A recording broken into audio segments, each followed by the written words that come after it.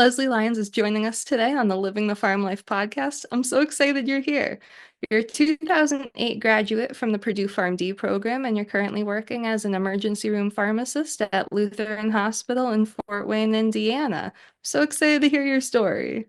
Thanks for having me, Isabella. I'm glad to be here. Yeah, so to get us started, could you tell us about your journey finding pharmacy? Yeah,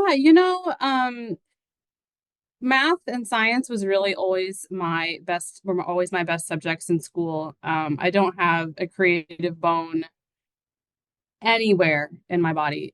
Even to this day with my kids, I cannot do Pinterest projects. I cannot create anything on the fly by any stretch. Math and science was always the way to go.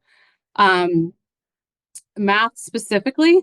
And math, if you've been in clinical practice, is something that nurses and providers and people really struggle with. And so to be able to, kind of take that skill from a classroom level and really to apply it to a practical space is a skill that not everybody can do. And so I think to be able to find a clinical role to do that and do that well was a cool calling. I was never going to be a boring math teacher. No offense to math teachers, but this has allowed me to do that in a fun way. And so, as far as getting into emergency medicine and on all of that, I will get into that I think a little bit later. But that was a passion I didn't know I had. I didn't really know what that meant when I was in pharmacy school. I didn't really know that was an option for pharmacists. So it was something that I kind of found my way into later in my pharmacy career, and we'll get to that in a little while. But yeah, emergency medicine snuck up on me. So pharmacy was a given from the start, but emergency medicine kind of snuck up on me. So before finding emergency medicine, you had to end up at Purdue. How did you find your way to Purdue? Sure. I grew up in a small town, actually in Southern Illinois.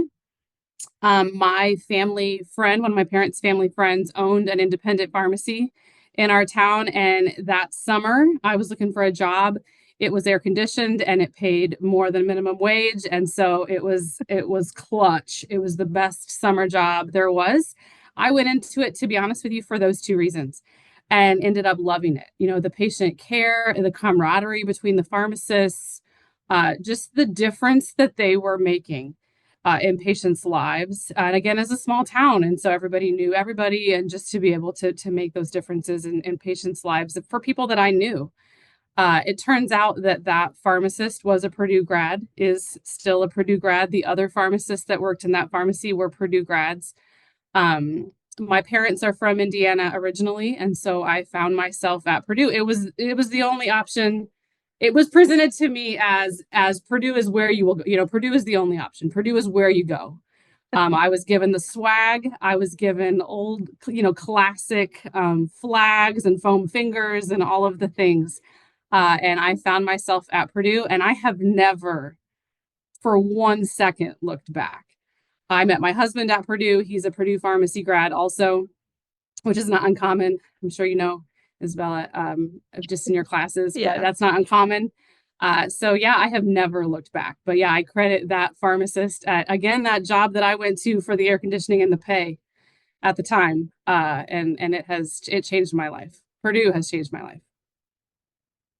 Yeah, I mean, I'll never turn down air conditioning and I'll also never turn down swag, so I completely understand Yeah, you and there. I still have it. That original, Purdue sweatshirt that I got back in, the year 2000 or, whatever, that now has holes, holes before thumb holes were cool. I still have it. Yeah, can you tell us more about the why behind what you do? Sure. Yeah. First of all, I think that's a really important question. And not just in pharmacy, but in healthcare in general. Healthcare is hard. Um, the hours are hard, the work is hard, patients are hard, healthcare is hard. And if there's not a why behind what you're doing, burnout happens very quickly. And that's not just in pharmacy, that's certainly not just in emergency medicine, that's in healthcare, across the board. And I do think too, your why may change as your career progresses. The why whenever you're 25, fresh out of school, might be different than the why when you're 41 in a career, a different career path. So the why for me right now is the team that I work with. The last 5 years have been exceptionally hard in healthcare. COVID and short staffing and the nurse shortage and medication shortages and various natural disasters that have led to different things, medication shortages here and there. The last 5 years have been really hard, and it has really brought us so close. And I don't just mean my pharmacy team, my nursing team, my physician team. The why for me right now absolutely is the team that I work with every single day. Yeah, that's fantastic. Thank you for sharing that. Yeah. What about you, Isabella? What's your why? Well, when I first started at pharmacy school, my why was really I just wanted to help people, especially my grandmother. She recently passed, but she had all of these health problems, and she wasn't the best at remembering to take her medications. And so actually she had it was over winter break. I was at her house and she had stage 4 kidney disease, and I ended up confiscating 6 bottles of NSAIDs from her medicine Oh boy. cabinet. Yeah. And if for anyone that doesn't know, you do not want to be taking NSAIDs if you have any type of kidney disease, Mhm. much less stage 4 kidney disease. So my why was really I wanted to help her. But now I think it's also becoming I want to help other pharmacists too. Actually, so today is Thursday. On Tuesday, my entire P3 class, we went up to Indy for Legislative Day. Oh, And I had an incredible time. I was able to talk to Larry Anderson, who's doing Ashley's Law, which I'm not sure. Are you familiar with it? I'm not. I'm not. Mm-mm. I learned so much about it that day. And Ashley had been a pharmacist. She was a 2004 graduate, and she had a heart attack and she passed away while working in a pharmacy. And so just hearing the story from her dad and how he's pushing to have like better wellness for healthcare workers, it really stuck with me. And it's been, 2 days since then, but it's something I've been thinking about this constantly since I was able to meet with him. And I really would love to help advocate more for healthcare workers as well as for the patients we all support. Yeah. No, that's powerful. Yeah. Don't lose that. Yeah, That I'll try passion. not to. I'll try Don't lose not those to. whys. Yeah. Yeah, I keep thinking about Mr. Anderson. He reminded me so much of my own dad. And like, I know every healthcare worker has their support system, and my dad has been such a big support for me. So it really stuck home with me. And she was a Purdue graduate, so it was really, I think we could all see ourselves like that. So it was really touching for me, but sad at the same time. Sure. Sure. Yeah, yeah. Wow. Um, so tell us more about what your patients look like on a daily basis while you're in the emergency room at Lutheran. Yeah, sure. So my day changes day to day. Every single day is a little bit different. We are a comprehensive stroke center. We are a level 2 trauma center for pediatrics and adults. We are a comprehensive cardiac center, which means we do AFib, chest pain, cath lab, fourth one, heart failure. So we really are a central location for a lot of the stroke facilities to send their spoke facilities to send their patients to us. Uh, my role in the day to day when I'm in the ED, it really is to be at the most acute patient's bedside. So I will go from bed to bed really and facilitate nurse questions, physician questions. I titrate medications. I help with rapid sequence intubation. I make antibiotic suggestions in sepsis. Um, any and all of those things can happen at any time during any day. We are a network, so we have other hospitals around Northeast Indiana. I don't physically sit in those facilities, but I am available for questions and consults and those kinds of things if that's needed. One of the other major things, and this was something that what little grasp I had on what emergency medicine was going to look like when I interviewed and took this position, I had no concept of this even happening. Um, but part time emergency care. which is what we offer here. I obviously don't work 24/7, and I am the only one of my kind here at my hospital. So Okay. when I'm not here, the idea is we would like patients to receive obviously the same level of care, whether I'm here or not, right? And Right. so there is a lot of protocol building, a lot of order set standardization, a lot of physician, nurse, and pharmacist education. My rule is if I get two phone calls at home about something, I build a protocol for it, which happens pretty frequently. And so I do a lot of that kind of work. That's an ASHP recommendation for emergency medicine pharmacists. If you're not able to provide 24/7 care, a good portion of your time should be spent on standardization of care to cover for those patients whenever you're not on site. So I guess in short or in long, I spend a lot of my time in the emergency department, bouncing from patient to patient, facilitating again the most acute patient, or throughout the hospital if we have code blues or whatever. I do attend those, but and then my kind of off time or downtime is spent on that protocol management, that education, making sure that guidelines are reflected in our standardized order sets. Again, so that when a patient comes in on a day or a time that I'm not here, that same level of care is provided, whether I'm there to kind of oversee it or not. That was something I didn't really Yeah. anticipate. Yeah, it's a lot of, so there is some desk work involved, which, to be honest, is a nice, you know, break Yeah. sometimes. I especially being on your feet all day, having a little bit of desk work sounds kind Yeah, of it is. nice. You know what? I don't mind it. I don't mind that part, but it did. I didn't necessarily see that coming, or anticipate that as much. There's a lot of meetings and some of that kind of thing too. So Yeah, I didn't really even think about that, all the protocols that you would have to have implemented. What are other ways that working in the emergency department might be different than other areas of pharmacy? sure. It actually is a complete culture change from other areas of pharmacy.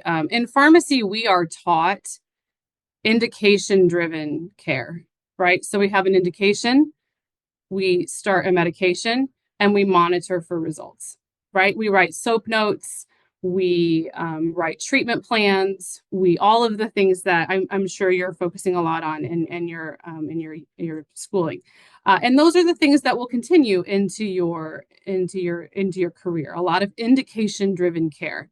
And that's how pharmacy, the culture of pharmacy, that's how what we're taught to do. Where they're on lisinopril, well, what are we on it for? We have high blood pressure, we're on lisinopril. We're now going to measure and monitor for side effects, right? And efficacy. And emergency medicine just is not that way. The patient comes in and they're short of breath. We're not necessarily going to stop and have a long conversation about why they're short of breath. We're going to intubate them, right? We're going to treat Right, whatever that acute issue is. And then maybe after the fact, stop and say, now why do we think they were short of breath? Why do we think they were in complete respiratory collapse? If they come in and they're having stroke-like symptoms, we're going to treat that stroke and then maybe afterwards talk about indications and risk factors and all of those things. And so it's a very distinct shift in pharmacy culture, as far as what we were trained to do in school. It's not that we don't care about indications. Don't hear me say I don't care about the why, but it's a lot more treat now, and evaluate the why afterwards. Stabilization is the name of our game versus, um, truly indication driven care. And so for me, that was a huge shift. I go down there and I'm like, oh my goodness, this person has a fever. Let's spend 10 minutes deciding why. Well, the Surviving Sepsis campaign tells me that 10 minutes is very significant. And so in the meantime, let's give an antibiotic and then we can talk about the why. And so, again, that's just a very big shift in mindset. And so I think that's a very distinct difference from other areas of pharmacy. yeah, even just thinking about that compared to what I've been learning in classes, Sure. that's a very distinct Yeah. change. Mhm. And I'm doing infectious diseases right now, and we're talking about all the susceptibility tests. So when you just say, oh, we just give them an antibiotic, I'm a little bit like, ooh, Yeah, we get cultures hasn't first. done a We get cultures susceptibility first. test. Tell your IT Of professor we get course. cultures first, but then we give them an antibiotic. Yeah, and we worry about the where what they grow later. Yeah. Right, right. Can you tell me about what are some of your favorite things about being an emergency room pharmacist? Like, what's the most fun part of your job? I love the variety from day to day. There is no sense of, this again. And I don't mean to make it sound like that's the nature of pharmacy as a whole. Pharmacy in general is a variety profession, right? We do the day is different Yes. every day, but in the emergency department, the day is different every day. Very different, vastly different every day. And not even, I mean, I shared the different things that I do on the day to day. And so it's not, I mean, sometimes I'm in my office and sometimes I'm in the ER and sometimes I'm off site and sometimes, and there's just, sometimes I'm spending the day talking to you, Isabella. I mean, sometimes there's just really a variety of things to do. The other thing is, you know, um, not a lot of pharmacists get a chance to spend as much one-on-one time with nurses that I do, and really arm to arm with the providers that I do. And so I really like that, the camaraderie of interdisciplinary type, healthcare. And I think it makes a big difference for the patients. I need something and the doctor's sitting, my space in the ER is right next to him. So we sit him or her, and so we sit right next to each other. And so if I need something, he's right there. And I really like, yeah, the team and the variety from day to day. Yeah. Yeah. I know. Actually, yesterday morning I had a interprofessional experience and we worked with nursing students like one-on-one in a small group. So it's really great to hear that that will continue in some professions outside of just being at Purdue. How do you feel that being at Purdue prepared you for this role? Oh, one of my favorite classes at Purdue and I know it's possible things have changed since 2008. So this may not still be an elective, but I took an elective at Purdue, my third professional year. That was a critical care focused elective.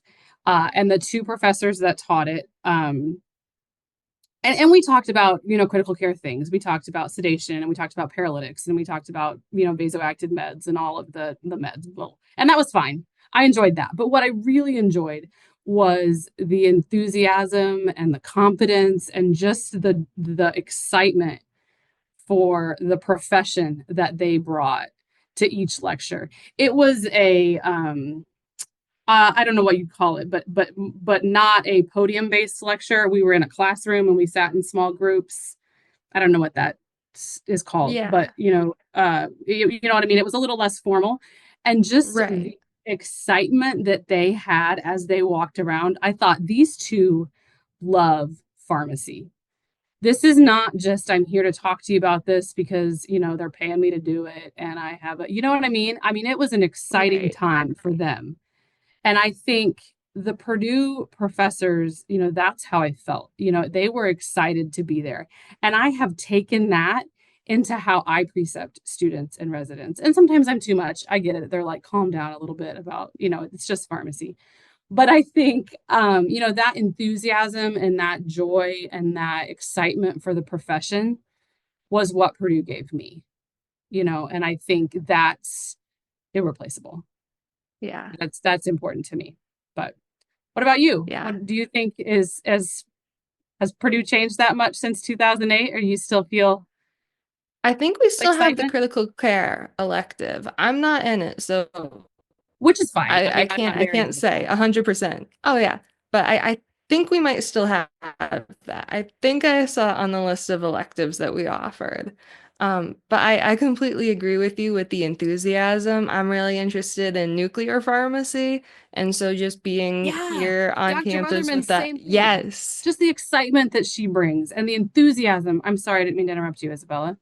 No, no, completely. You are 100% correct. She's always like excited about all of the things. She tells me about different projects she's doing. I do research with her. I've been a TA for some of her classes. And just in every single aspect, I've been able to work with her. It's so exciting.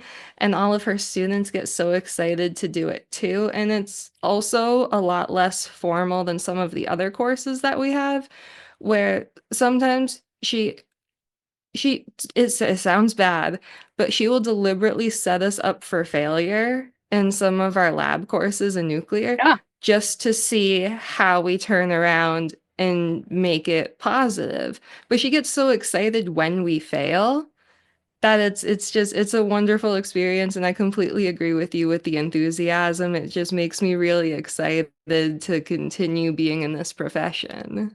Yeah, I love that. And take it with you Um, all the way into your career. 100%. That's perfect. Yes, She's a yes. great I'm example just of what I'm very saying. excited to. She is. And as you were talking about the critical care, I said I have one of these too. So just it's a wonderful and it's a great example of the different opportunities that Purdue offers that are outside some of those more traditional pathways for pharmacists. Um, so not only are you a pharmacist, but you mentioned you're also a preceptor, so you do a lot of teaching. Here you have some social media pages. Would you be interested in talking about those with me? You know what? Social media is such a funny thing. I do have a TikTok and an Instagram, which is so funny. If you had asked me that same question even, oh, I don't know, 3 months ago, I would have said I don't have a TikTok. I don't really know what TikTok is, except my children, my actual children, talk about it.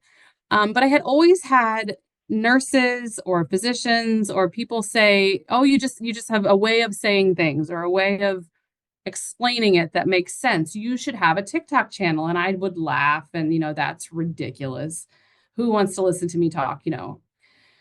And or I would share a clinical pearl or an anecdote, and then the next day a nurse would say, "Hey, I heard you told so and so something that was super helpful. Can you tell me?" And so I'm repeating myself over and over the same little, clinical pearl or the same little anecdote. And I thought, you know what, I'm going to do it. And I joke like this is going to pay the bills, right? I don't know about that, but Right.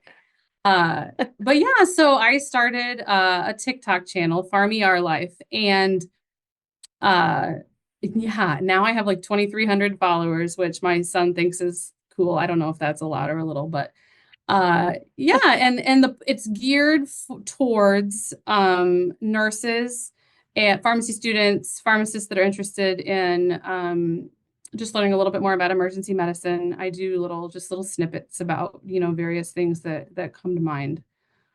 It's fun. It's been fun, and I'm surprised the interactions that I have. People I know, but then people I don't know that have Right. questions swoop in and yeah, social media is crazy.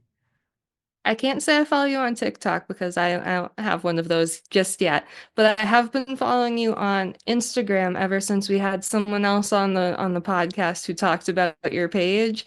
So I've been following you for the last like month or two. So I've been enjoying your content. Oh, I can't that's speak so for the funny. rest of your 23,000 followers, but 300. Don't give me more credit than I deserve.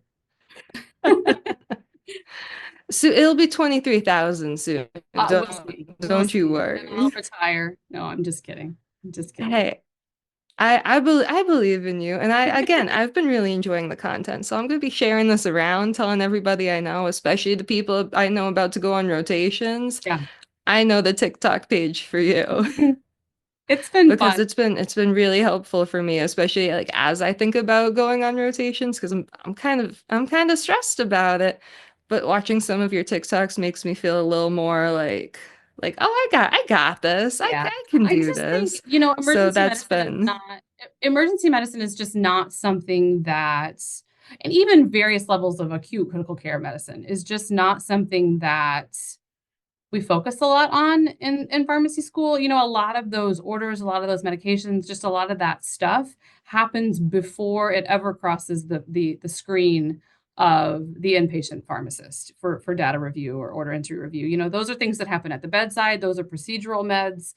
And so we don't necessarily, we know what paralytics are, we know what sedatives are, we know those kinds of things, but we don't necessarily know the doses, we don't necessarily know contraindications, we don't necessarily know why you might choose one over the other. And so I've kind of just tried to simplify all that a little bit. I'm on Z of A to Z of emergency medicine. Z is Zyprexa, just spoiler Oh, alert.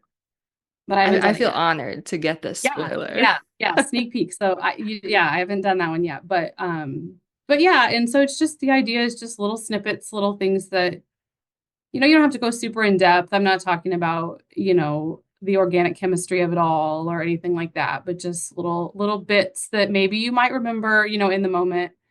I heard somewhere once someone said, this little thing, but it's been fun and I've been surprised at the amount of interactions that I've had.